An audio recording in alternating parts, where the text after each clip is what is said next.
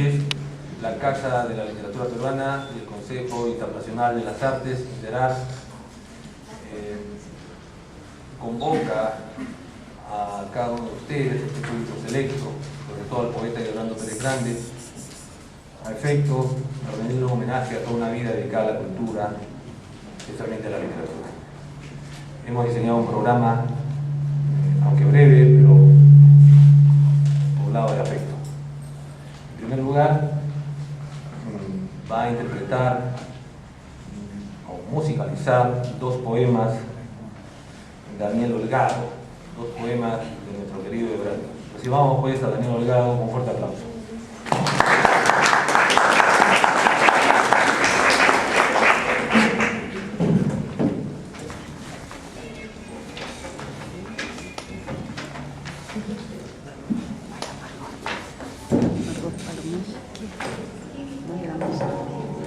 Que va a venir.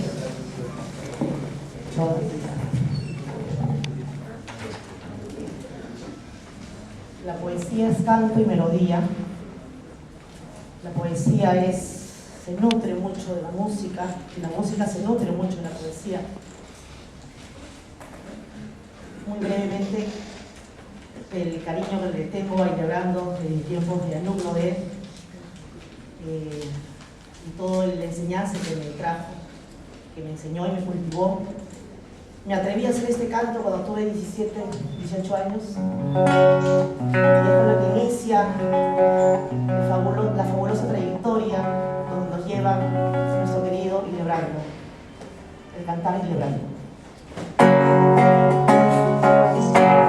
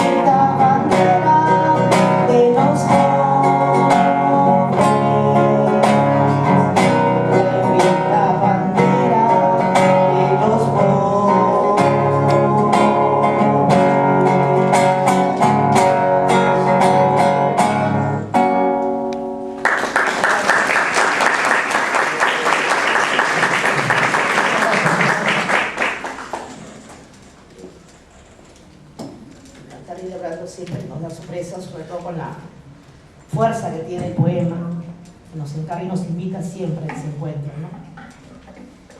Hay un poema cortito que también está en el libro Cantar Celebrando Romanzas, se llama Elena.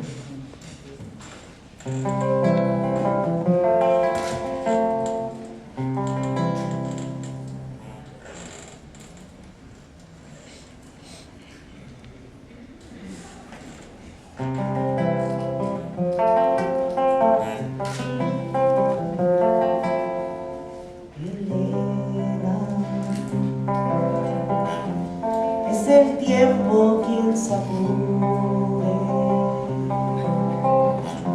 las hojas de tu nombre en mi memoria.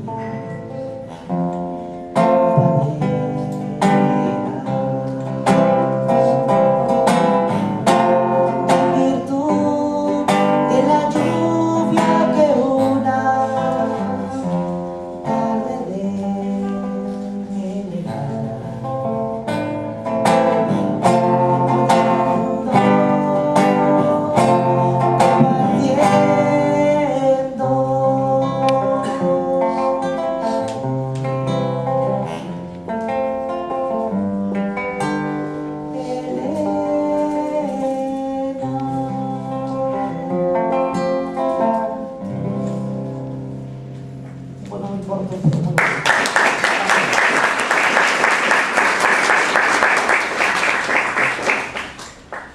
muchas gracias por todo.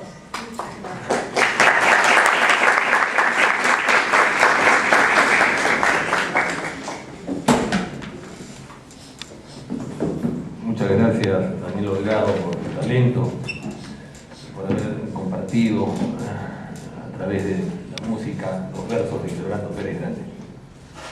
A continuación vamos a darle el uso de la palabra al doctor Mauro Mamani Macedo, quien va a compartir con nosotros una breve aproximación a la poesía de Hildebrando. Por favor, Mauro.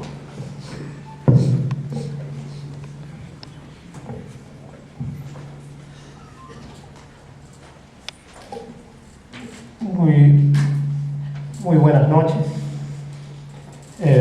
Para mí es una grata emoción estar presente el día de hoy en este homenaje, celebración y premiación a Hildebrando Pérez Grande, un poeta a quien estimamos mucho, a quien queremos por múltiples hechos, sucesos que ha dado cuenta a lo largo de su vida.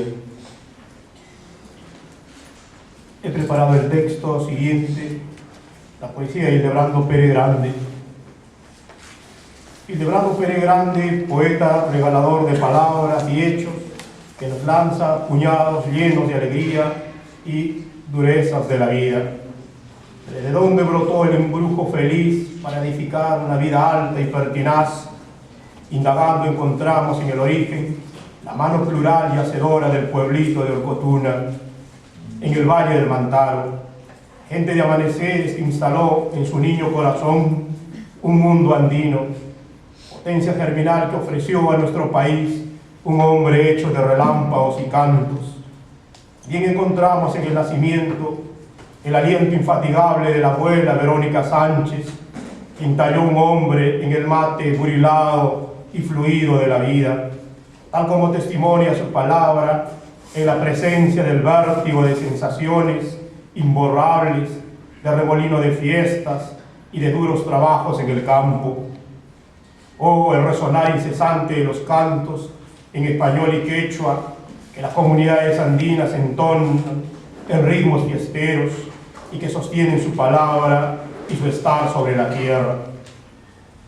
Esa pasión por la palabra viva lo llevó a crear en San Marcos la Cátedra de Literaturas Orales, donde los asombros de cielo abierto, de vertientes, de las noches míseras y excelsas, de fiestas patronales, de zapateo intenso que eleva el polvo emocionado, de historias de aparecidos, para que entre el torrente de esa sabiduría de árbol y pampa a las aulas académicas.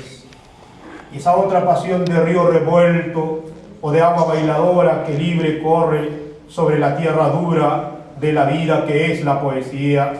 Lo lleva a fundar el mítico taller de poesía junto a Washington Delgado, también en San Marcos. Hildebrando Pérez Grande, poeta de un solo libro, pero de múltiples revistas. Piélago en los 60, Hipócrita lector en los 70, Puente Nippio en los 80 y desde hace algunos años Martín. Hoy nuestra palabra solo viene a ratificar la fascinación por sus versos y confirmar la admiración por sus acciones. En principio concebimos el libro Aguardiente Forever como un equipo en proceso de elaboración, en artesanal escritura que trenza las palabras en dos sentidos. En primer lugar, la estructura del libro quipu, donde la cuerda central es el lomo del libro, las cuerdas que se ramifican las hojas, donde se codifican los poemas, y en cada uno de ellos se encontrarían escritos los nudos de significados como fibras multicolores que dan cuenta de las tonalidades discursivas.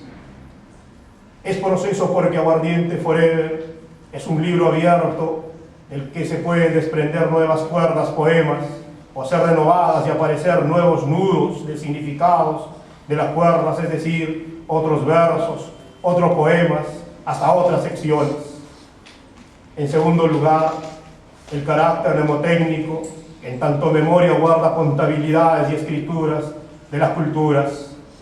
Así sostenemos que la poesía, Hildebrando Pérez, revela la actualización de una multiplicidad de memorias alimentadas por su diversidad de referentes. Por ello sus textos se constituyen en reminiscencias vivas, generadoras de nuevos sentidos que comprometen campos culturales, sociales e individuales, en un concierto temporal sensible donde pasado, presente y futuro son convocados al momento de configurar sus poemas.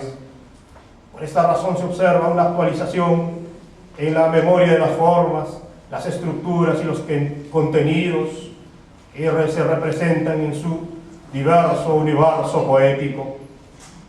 En ese mundo poético plural y polícromo advertimos básicamente tres tipos de memorias. Una memoria cultural, el quipu como símbolo cultural mnemotécnico, la memoria del texto y el género discursivo, el huayno y el yaraví cuyas formas son reacentuadas en tanto contenido y expresión, una memoria individual donde el poeta revela sus fuentes en forma de guiños al lector a través de sus afectos poéticos. Además, una poética de la movilización que convoca sentimientos, pasiones y que trenzan artesanalmente el discurso lírico y revolucionario. Memoria cultural, el quipu, uno de los sistemas mnemotécnicos más observados de nuestro pasado ancestral, es el quipu, especie de amasijo de cuerdas donde se almacenan los datos de nuestras culturas ataicas. Dos hipótesis indagan su significado: designarlo como un signo, como un sistema numérico o como un sistema lingüístico. En ambos casos el quipu es un artefacto que nuestras culturas utilizaban como memoria o registro y que permitían administrar el gobierno de sus sociedades. Este quipu se componía de colores, cuerdas y nudos, por lo que exigía un especialista en la administración con habilidad para cifrar y descifrar el quipu camayo. La denominación de quipus a la primera colección de poemas de Aguardiente Forever resulta significativa, ya que ellos contienen una escritura que desactiva toda construcción del olvido. Conforma esta sección 8 poemas, cuya numeración se inicia en el punto 0, con intención de recuperar ese tiempo primigenio en forma revulsiva. También para hacer justicia a ese símbolo matemático que inicia la enumeración, pero que nunca se le toma en cuenta sino como auxiliar. Este cero que simboliza tiempo también puede significar segmentos sociales que no son tomados en cuenta y que sin embargo sostienen a la sociedad.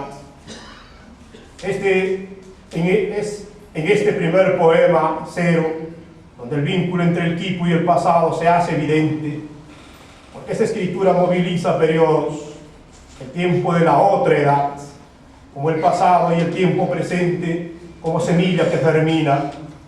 No obstante, el significante quipu no aparece en el poema, su presencia es total, por la gravitación que ejerce su significado de memoria en el cuerpo textual del poema. Allí se representa el pasado cifrado en el quipu, en tanto memoria establece la vigencia de los hechos pasados que se extienden en el gran tiempo, pues continúa destilando desafíos, imprecaciones, como brotes rebeldes del pasado. Así, en este poema actúa como una metáfora cultural que enlaza temporalidades, ya que en el quipu se guarda el pasado, la otra edad. En efecto, en el poema se proyecta y configuran actualizaciones incesantes de tiempos, dimensiones trenzadas por las cuerdas del quipu, anudado por sus significados, textura que muestra la trama poética en la intensa urdimbre de sus versos. El programa narrativo del poema relata el hallazgo de los quipus y los efectos de este acontecimiento. Estos quipus han sobrevivido al tiempo y a la maleza, han recorrido los momentos a través de su permanencia, y aquel tiempo es capaz de ocultar, borrar o desaparecer. Lo mismo ocurre con la maleza, la mala hierba que crece malamente en el rastrojo de los tiempos, acción que cumplen las plantas que debieran florecer, las pasma, le resta vitalidad y a veces termina por destruirlas, chupándole su agua o empobreciendo su tierra, tierra flaca que equivocadamente alimenta a la mala hierba. Entonces, los jugos nutricios son absorbidos para el mal, como ocurre con las plantas que son vencidas por la mala hierba, por la maleza. Por ello, el accionar del tiempo y la maleza no han desaparecido a la memoria del quipu, solo lo han ocultado o han resistido a ello, y que ahora aparece para revelar todo el contenido de su sabiduría, que se ha protegido como una semilla, como un resto, que cuando se descubre o se desbroza, surge pertinaz, fresco e intenso para desplegar todos sus contenidos albergados desde hace tiempo. De esta forma trae la cultura atávica al presente, reconecta y actualiza los tiempos. Precisa Lotman que una de las funciones de los textos es actuar como memoria de la cultura.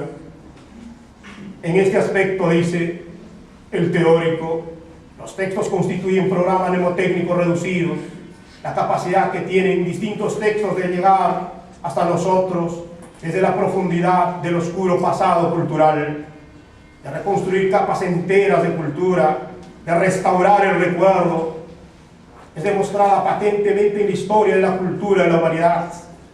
No solo metafóricamente podríamos comparar los textos con las semillas de las plantas, capaces de conservar y reproducir el recuerdo de estructuras precedentes. En este sentido, los textos tienden a la simbolización y se convierten en símbolos integrales. El hallazgo del quipu en el poema muestra esta capacidad restauradora de recuerdos, pues este condensa la información cuyo volumen provoca una memoria activa, generadora y regeneradora de cultura. Luego de restablecido en un contexto, dinamiza su actividad generativa reconstruyendo organizaciones culturales o socioculturales, avivando recuerdos. Por ello, la relación simbólica de semilla, para el caso de nuestro quipu, que ha conservado el pasado, es capaz de reproducir las estructuras del tiempo ido. Así aparece el quipu como totalidad, como símbolo integral, lo que complica los asedios de la interpretación, pues el código se complejice por el volumen de información que sintetiza. Pues es un fragmento cultural que ha viajado en el tiempo o ha sobrevivido al paso del tiempo. Por esta razón, el enunciador del poema exige al sujeto que encuentre este símbolo ciertas competencias culturales para descifrarlo. Los quipus son indicios vagos de otra edad. El indicio es un signo que está en lugar de otro, que lo representa y que da cuenta de algo mayor que ya no está o que está en estado latente dispuesto a ser descubierto. Es más, si hay un distanciamiento de los indicios con su referente, este se complejiza por el adjetivo vago. Un indicio vago complica la interpretación, pero a la vez al calificar al quipu de esta forma, potencia la dimensión del referente del que tiene que dar cuenta.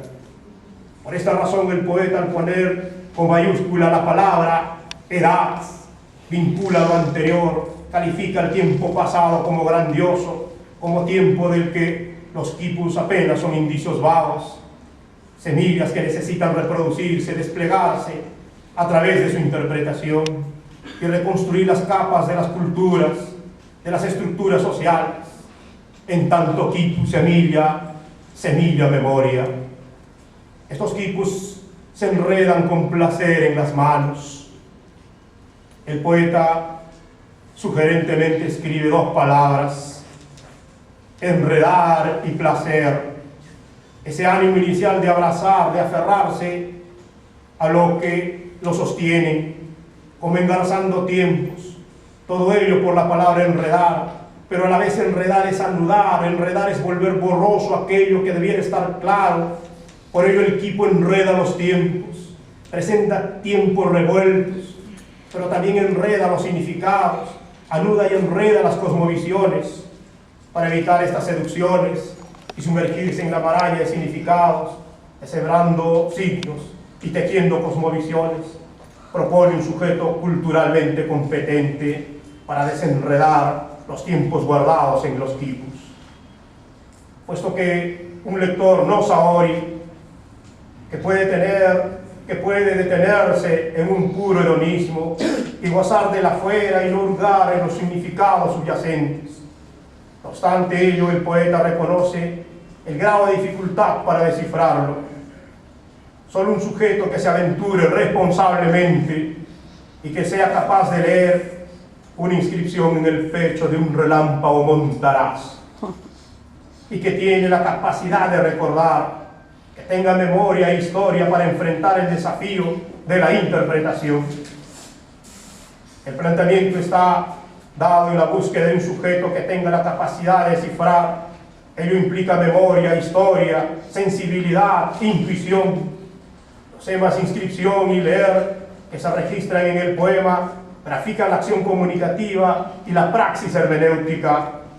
Todo ello para avivar la memoria, que significa traer el pasado, hacer del pasado presente.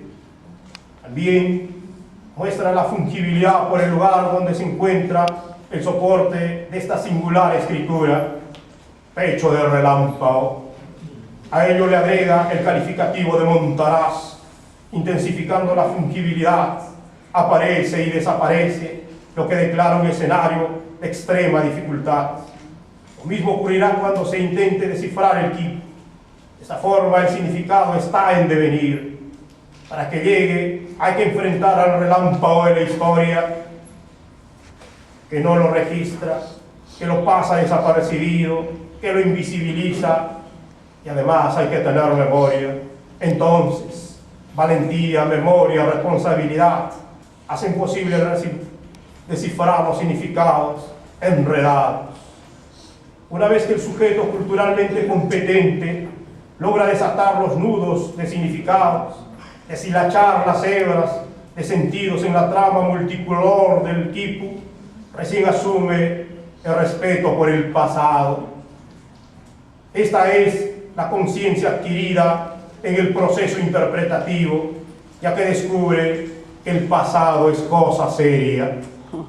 Y al mismo tiempo se revela que no hay pasado sino un presente vigoroso, ininterrumpido, que solo ha estado oculto por la maleza y el tiempo.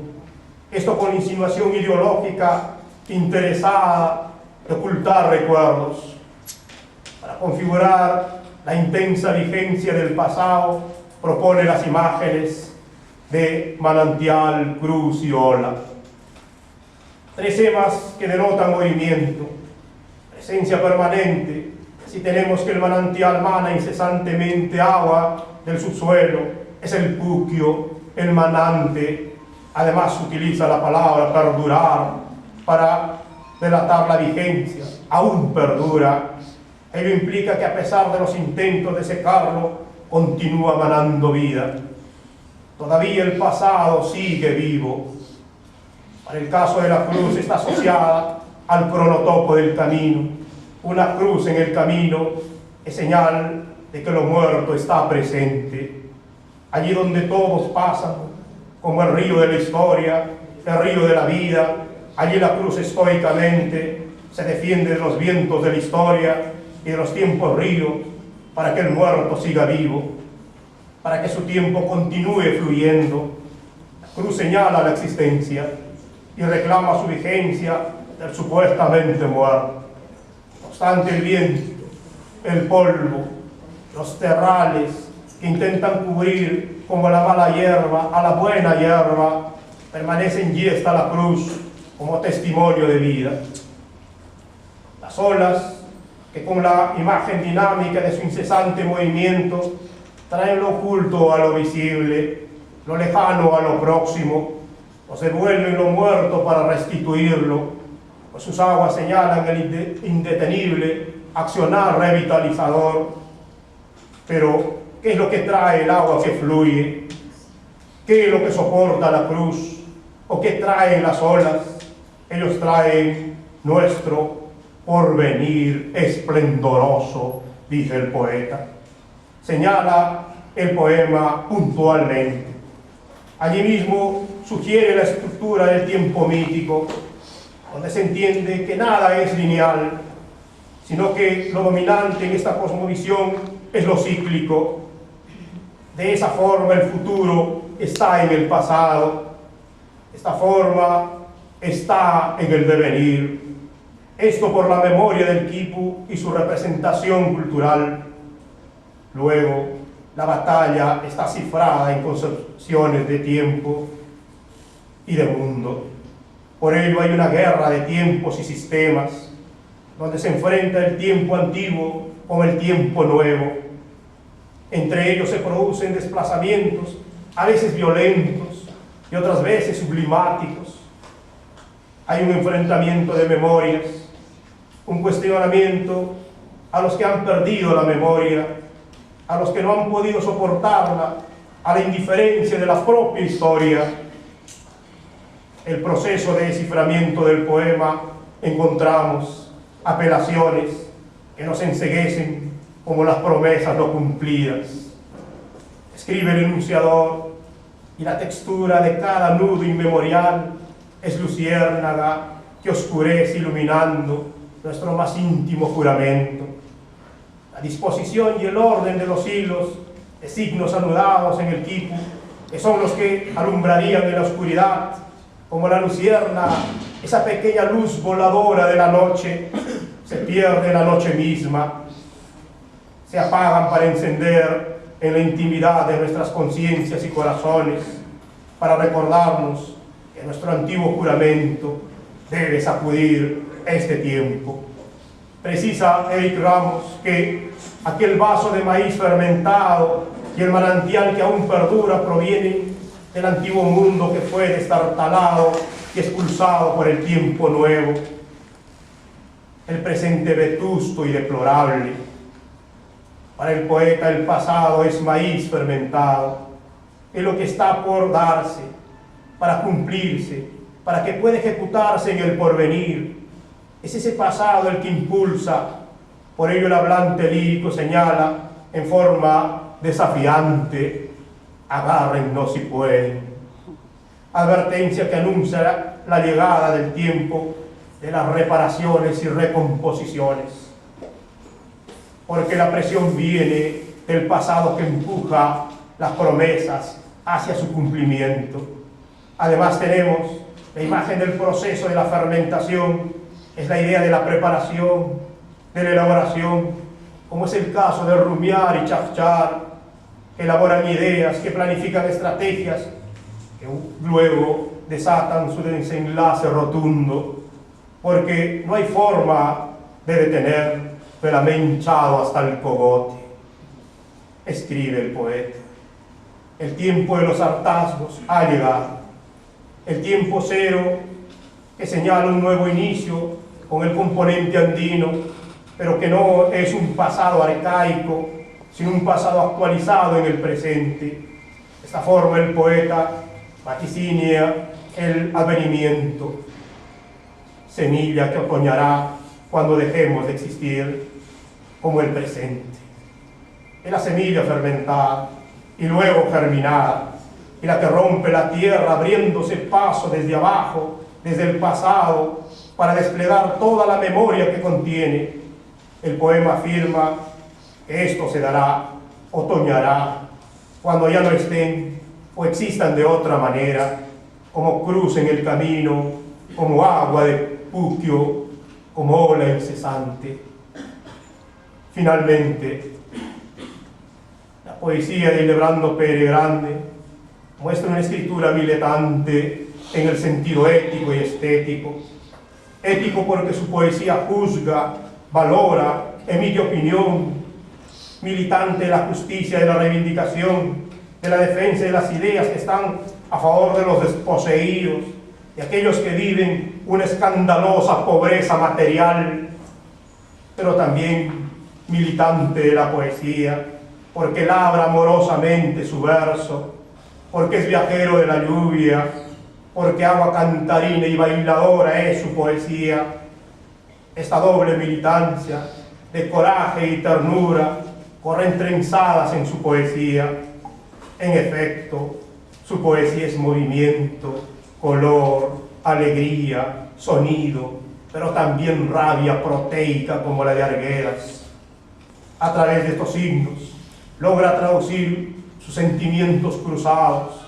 Por ello a veces asistimos a una poesía coral donde el carácter festivo arrastra al lector al zapateo frenético y al corazón jaranero, pero en otros poemas el discurso se vuelve ensimismado y se hunde en imágenes trágicas y de abandono, pero siempre como el lobo gris que lo acompaña, arrastrando sin piedad su corazón, emerge aullando bajo el cielo roto de un país con loca geografía y sus sueños incumplidos, y logra andar sobre los caminos polvorientos de nuestras patrias para ofrecernos su mano abierta, sembrada de versos.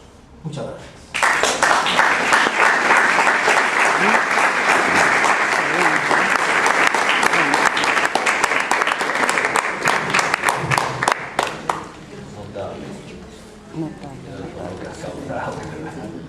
Maravilloso. Notable.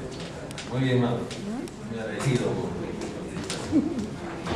Continuamos pues con el programa y vamos a invitar a los poetas que esta noche acompañan esta ceremonia de premiación y reconocimiento a Hildebrando Pérez. Por favor, Marco Martos, Carmen María, Ana María García, Ruth Hurtado Espejo, José de Paolo y Edgar Javier. Por favor.